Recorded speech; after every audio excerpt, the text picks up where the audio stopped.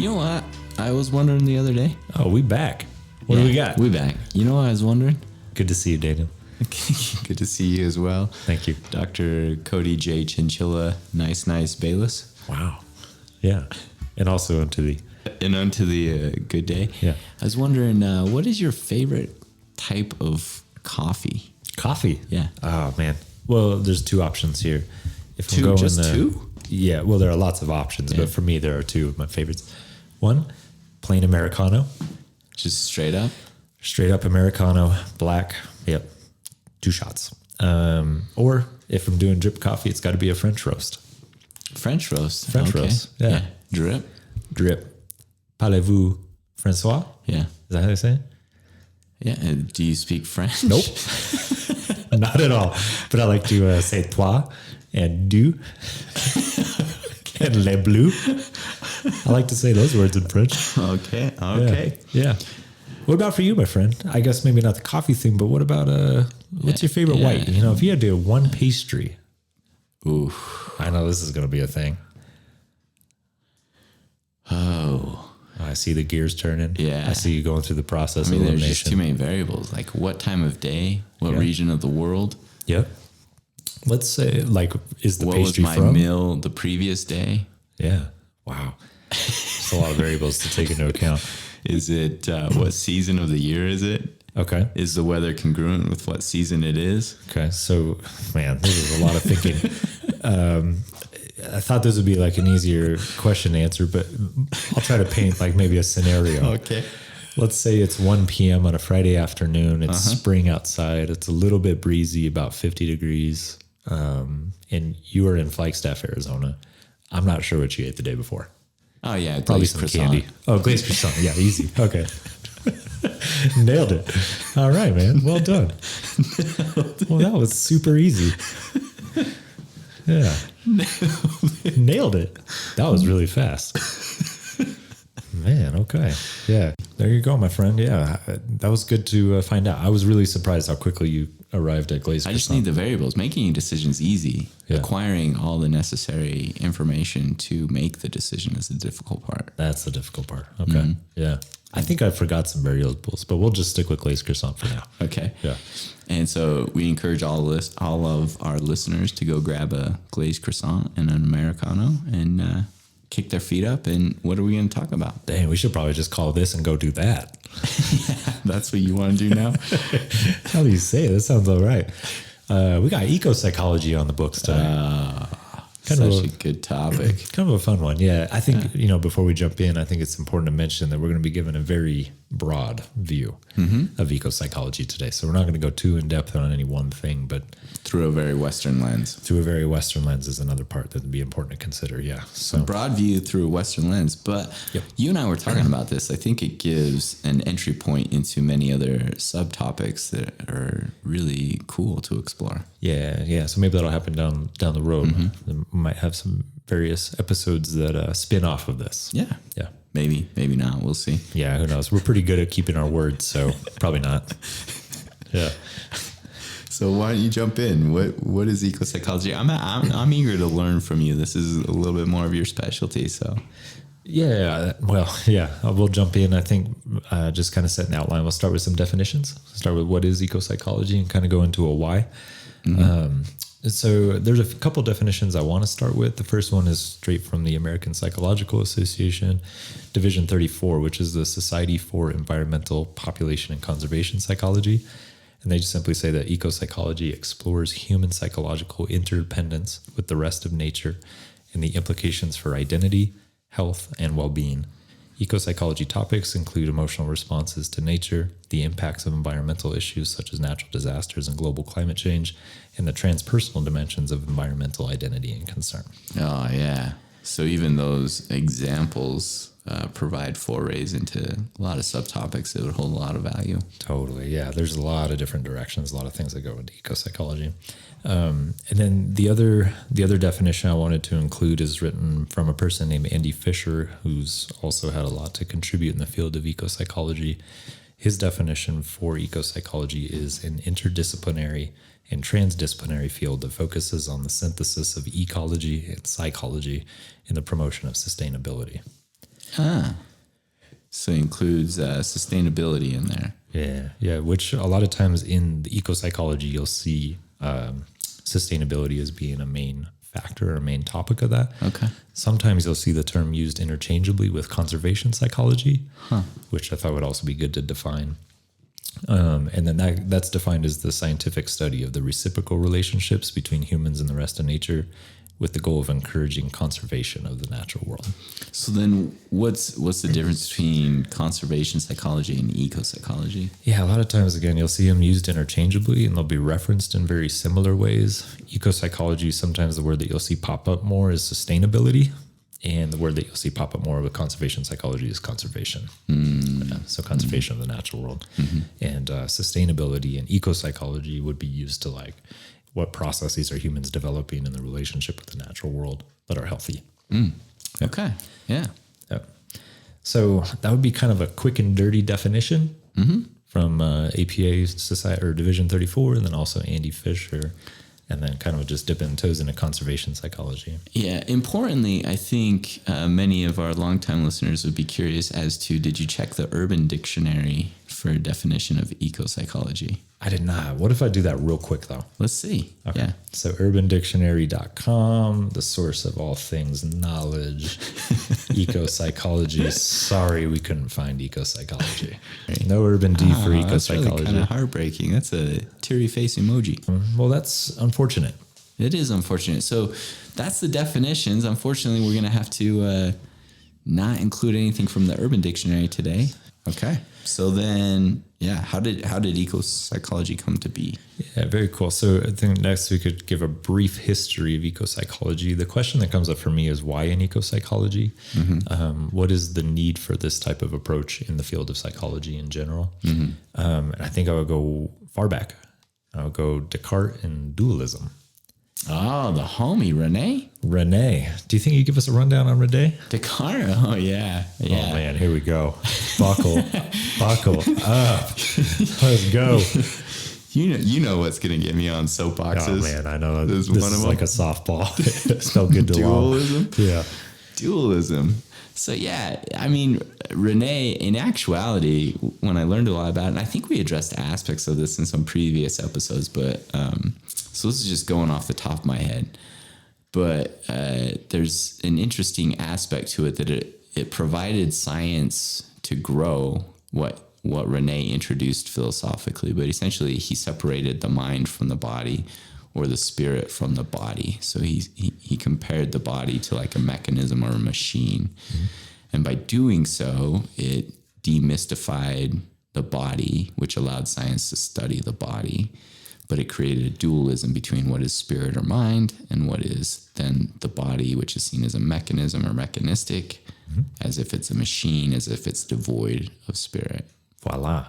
Okay. So, So if we extend this out, then I think this is where you're going, but you tell me. Yeah, I'm with you. Is if we extend that out, then essentially if we use what I just said about the body and the mind or spirit as comparative or analogous to the planet, that essentially the flora and fauna on the planet become the mechanisms or the machines that exist. We can just look at those as commodities. We demystify those and see those things as devoid as having like a spirit or an entity separate and distinct to themselves, or interconnected as a whole. Yes. Blammo. Okay. Yes, absolutely. So that's exactly what I was thinking when we were thinking about dualism and Descartes. And then why in eco-psychology, essentially, I think if we were to pose the question, what issues exist in society today that are contributors to maybe mental health factors for mental health? Yeah. I think we can look back at all of these systems that have been created, and there's a philosophical underpinning of dualism. Yeah. So so the way I think about what I understand you to be saying is like the planet and what's on the planet can be viewed as resources and commodified. Yeah.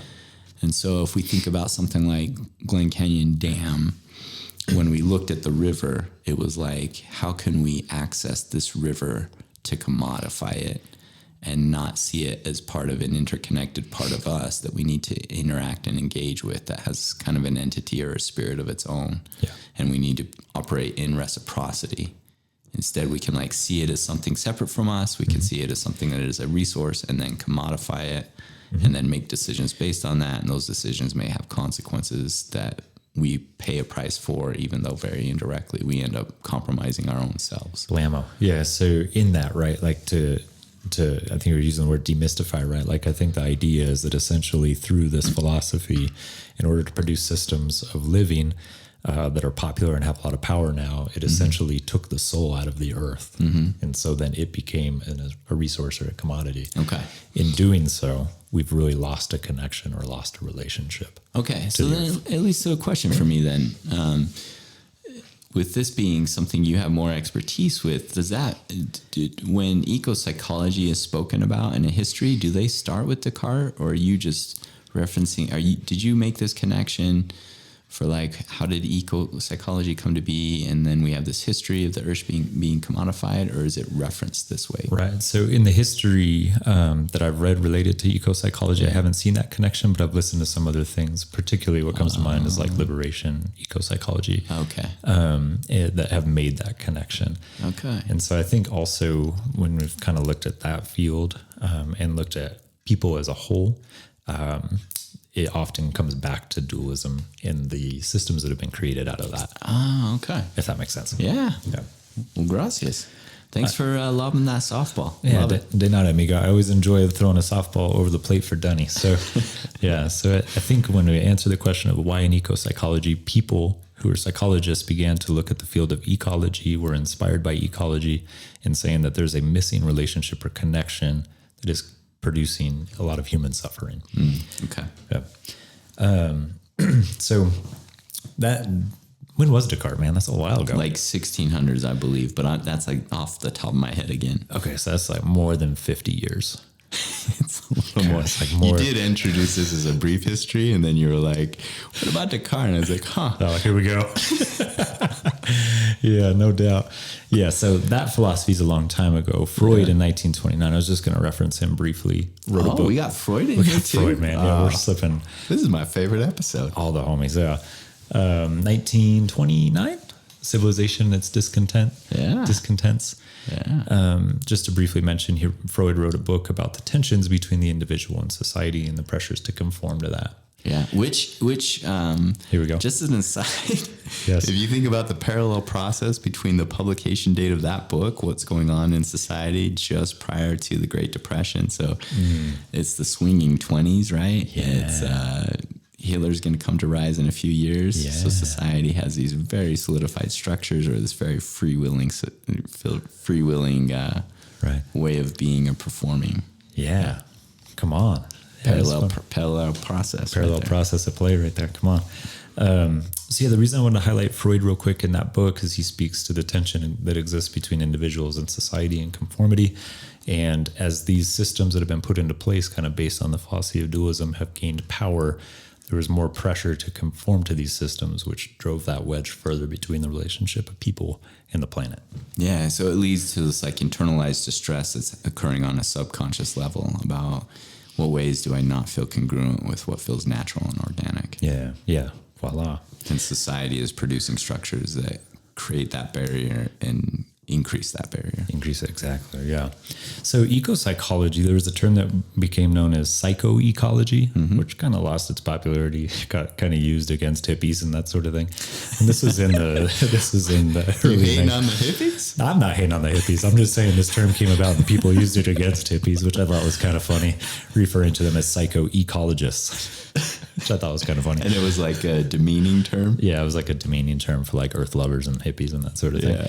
So this was in the early 1960s. The field of eco-psychology really isn't even that old. It sort of gets traced more to this time as the early 60s. It wasn't until the early 90s that it actually became termed eco-psychology, though. So there's an important name, Robert Greenway, in the 60s, who termed that term psychoecology. And so the origins can be traced back to him in a lot of ways. Fun fact about him is that he was a writer for Abraham Maslow. Oh. Yeah, kind of fun fact, huh? Yeah. Yeah, so he wrote he termed this the field psychoecology in 1963 in an essay that he wrote at Brandeis University in Boston.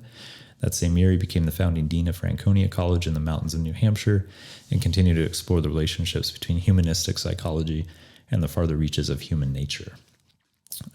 As that unfolded, he began teaching courses in psychoecology and the nascent field of transpersonal psychology at Sonoma State. And then 20 years would pass before his research would rise to national attention through the efforts of Elon Shapiro, who was one of Greenway's graduate students. In the late 80s, and this is kind of where things really picked up, is in the late 80s in Berkeley, but there was a discussion group that began to meet every other week. And this included some famous names, which included Mary Gomes, Alan Cantor, Fran Siegel, and then a person named Theodore Roszak, who is the most responsible for what we know as the field of ecopsychology now. Like the contemporary form of it? Yeah, exactly. So those discussion groups were really just these people kind of chatting it up in Berkeley, having conversations about ecology, philosophy, psychology. And then in early 1992, Theodore Roszak wrote this book called Voices of the Earth, which was kind of the launching of this field of ecopsychology, I would say. And in that, he expands greatly upon the theory and also penned 8 principles of the discipline of ecopsychology. Okay. So the current form of it, he has like these 8 principles. They're kind of like the backbone of the contemporary idea of ecopsychology. Yeah. Okay. Yeah. And they're pretty deep. It's hard to try to narrow these down into succinct versions, I would say. But there's a lot to unpack in the 8 principles. So he took super nuanced concepts and created just 8 simple principles from those. 8 simple principles, really easy, closer all the time. All the time. So I thought maybe we could ping pong back and forth, or do you want me to go through these 8 principles? I think I see them here. Okay. So I'll give them a shot. This is content I'm not super familiar with, so I'm excited to explore it. Yeah, we can kick it back and forth a little bit. The first principle, really, to kind of boil it down, is the core of the mind is the ecological unconscious. And so he would say repression of the ecological unconscious is the deepest root of collusive madness in industrial society. So I think in that statement, what we find is the division that we've created essentially between people and planet. Okay. Yeah. Okay. Which has been used to build, essentially, create industry. To build, and which makes the barrier larger and larger, right? So it's like a growing barrier, a growing chasm. Yep. That needs to be crossed. Cross that chasm. Shout out crossing that chasm. Number 2. So the second principle is the contents of the ecological unconscious represent and keep the living record of evolution dating back to the beginning of time. Okay, so this is like that within our biology is the understanding of evolution. Yeah, absolutely. Exactly. So in that all the way back to the beginning of time, that record is kept within the natural world. Yeah. Like in subconscious realms, it's all just there kind of intuitively, and we can sense it. We're not always consciously aware of it, or obviously not consciously responding to it. Yeah, for sure. So the way that he'd speak to it is that the ordered complexity of nature tells us that life and mind emerge from this evolutionary tale as culminating natural systems within the unfolding sequence of physical, biological, mental, and cultural systems, which he refers to as the universe. Okay. Yeah. All right. Big concept. Big concept. In here, I think just briefly mention is E.O. Wilson's biophilia hypothesis. And just to quickly point it out is that his whole hypothesis relates to the idea that we were naturally wired to connect with the natural world as a product of evolving from the natural world. Okay. So he would say all living beings, including the planet. So planet, animals, humans, we're all wired for connection in that sense. Okay. The third principle is that the goal of ecopsychology is to awaken the inherent sense of environmental reciprocity that lies within the ecological unconscious. Yeah.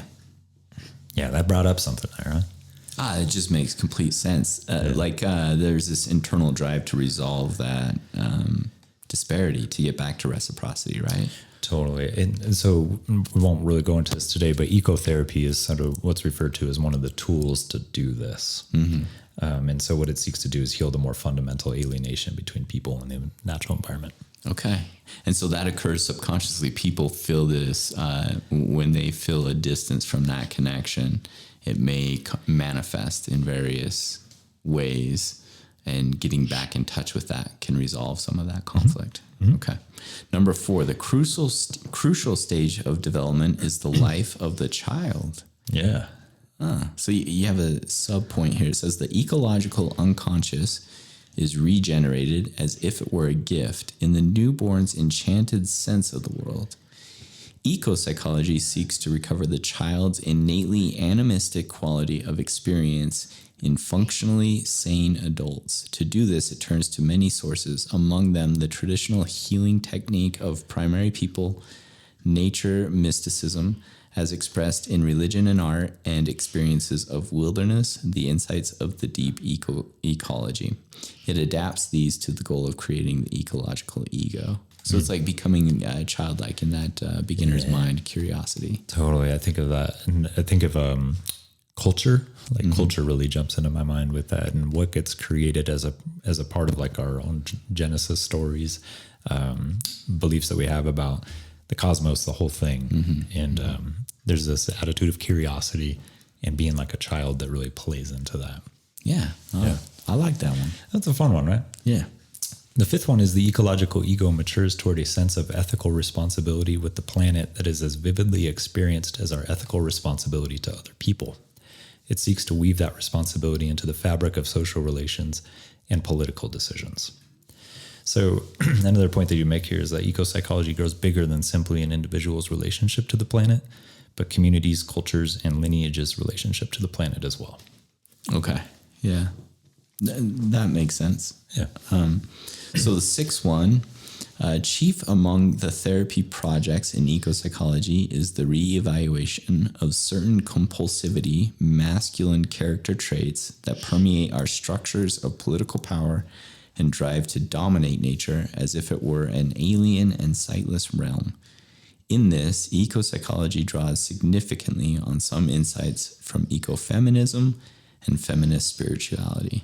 This one also makes a lot of sense. Yeah. So that domineering characteristic of masculinity, toxic masculinity, or patriarchy that's focused on being domineering, and controlling. It's a counter response to that. So you have a subpoint here that says ecofeminism is an ideology that sees climate change, gender equality, and social injustice more broadly as intrinsically related issues, all tied to masculine dominance in society. Yeah. Okay. Yeah. Pretty good stuff, huh? Yeah, I think it could be important to say that here, feminism and ecofeminism, those theories, they use terminology that references gender and gender orientation or identity, but it's actually more commonly, like the theory itself or the nuance of the theory is based on minority groups versus majority groups. Yeah. And so it's a response to making sure that, or trying to build in equity that minority groups can have equal access to majority groups. Yeah, absolutely. Yeah, equality is the principle of that. Equity is a principle of that. Yeah. Yeah, I think that was a really interesting point that they included in that. Again, this is the early 90s. Yeah, so quite a bit ago. All right, number 7. Whatever contributed to small-scale social reforms and personal empowerment nourished the ecological ego.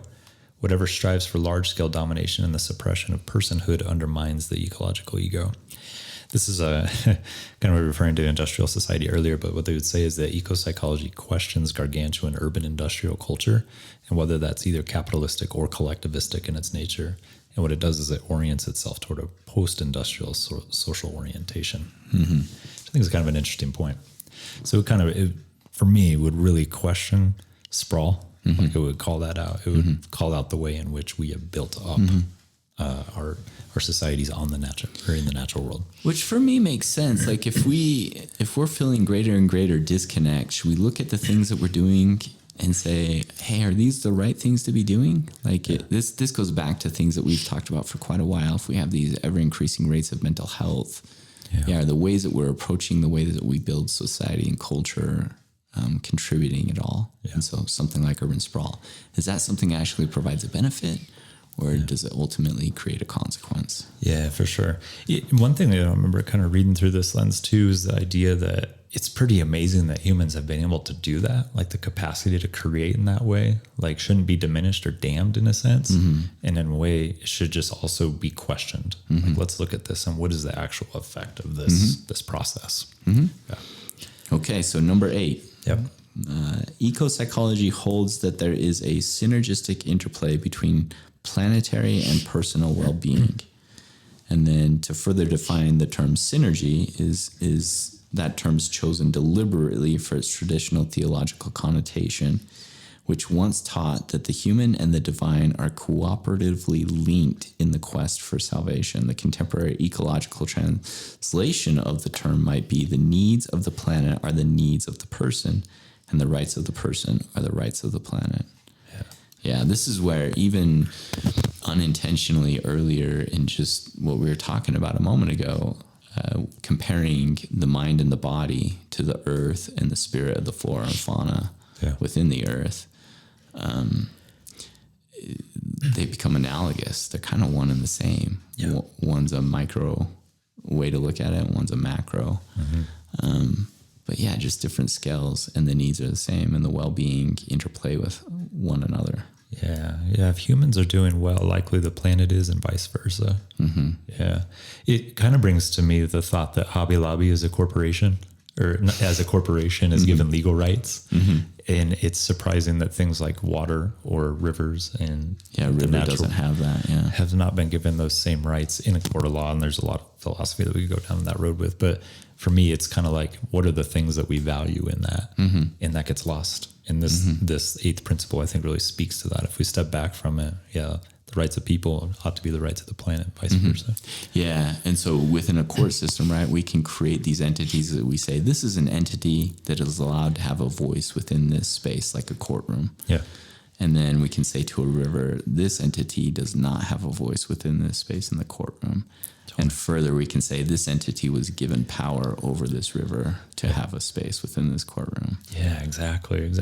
Which, again, just to go back to the thing you spoke to earlier, Dan, is like Descartes. And I think of like that being a direct product of that, right? Like we've taken the soul out of that river, we've taken the life out of that river.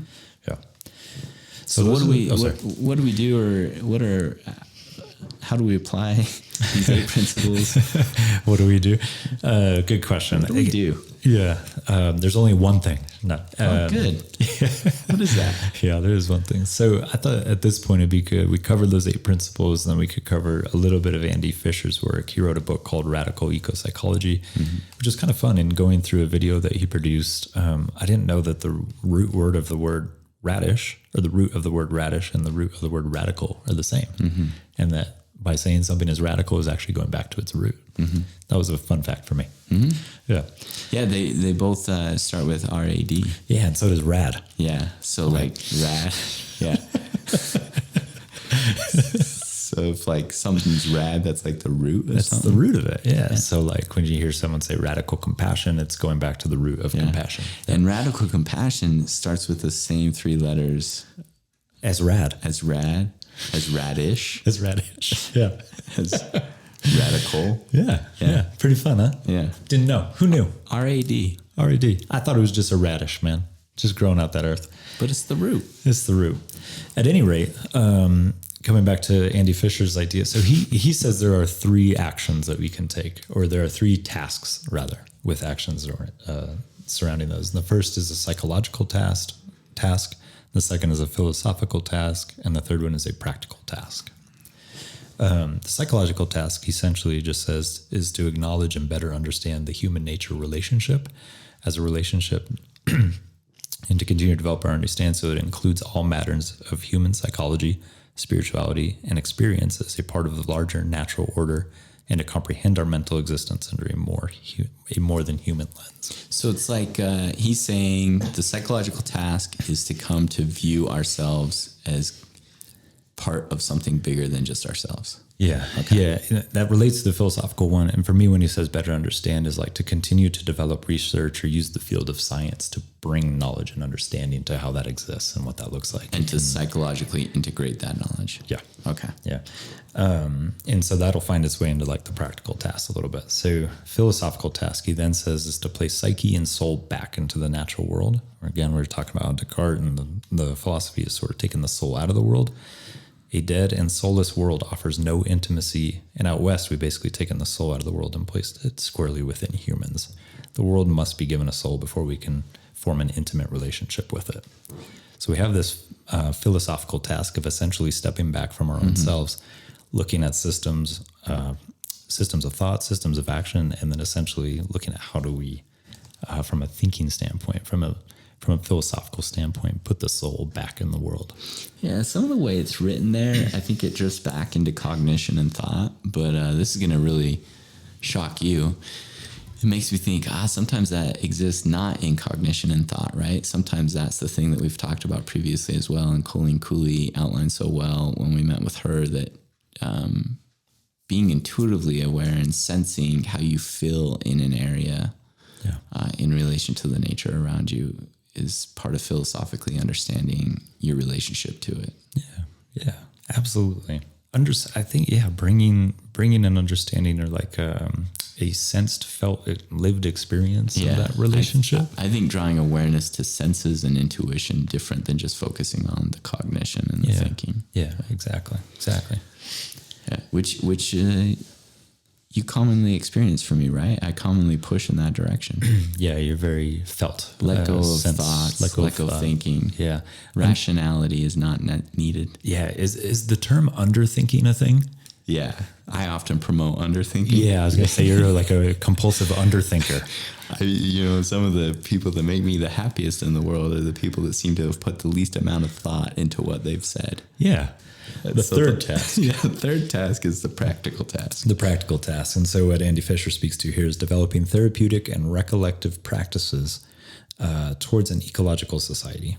And so he speaks to the idea that science bombards with facts, reasons, and logic, and therapeutic practices can help understand the underlying ecological crisis with aim of relearning how to give back to, sustain mutual relationships in a world filled with a soul. Mm-hmm. So I think what we were just talking to as far as like tapping into senses, understanding there's a relationship that we have with the planet, taking action to restore that relationship. It's really kind of a 3-part process, right? Yeah. Well, thank you. I really appreciate this. This has been a real learning experience for me. Yeah, de nada, amigo. I know it's important to you to get that Enneagram 5. I love it. Yeah. I love it. Acquiring knowledge. It's just... You got a big old grin right now. Oh, I'm so happy. Happy. No doubt. So again, just for our listeners, this is like the 30,000 foot view. This might find its way into future episodes and that sort of thing. And again, and part of just doing a quick and nerdy, there's a lot that we haven't covered as well. Yeah. What makes me really excited actually in saying that is I see both in our dialogue here and in the brief conversation we had before starting the recording, many different avenues to explore further the nuances of this. So I'm pumped. That may be part of my smile. Yeah. Okay. Yeah. Well, come on. Future directions. Yeah. FDs. Why don't you take us out by shouting us out? No doubt. You can always find us on the interwebs, technology, www.beyondflag.com, flag spelled FLG. And the Instagrams. We are out there. Stories every day, every weekday. Stories on days. Stories on days, days on stories. Yeah. Beyond_flag. All right. Take care. Lovies.